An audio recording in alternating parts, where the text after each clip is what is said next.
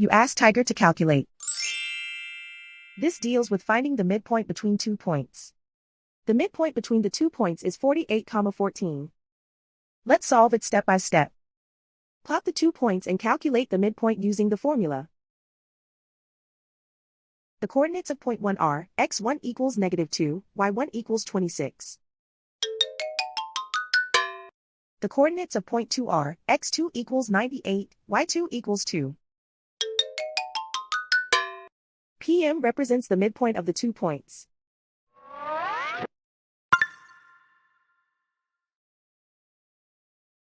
Use the x values in the midpoint formula to find the midpoints x. x1 equals -2. x2 equals 98. Simplify the arithmetic.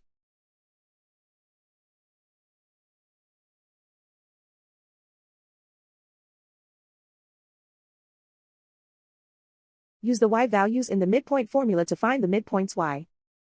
y1 equals 26.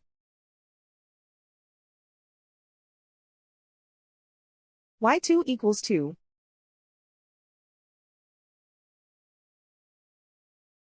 Simplify the arithmetic.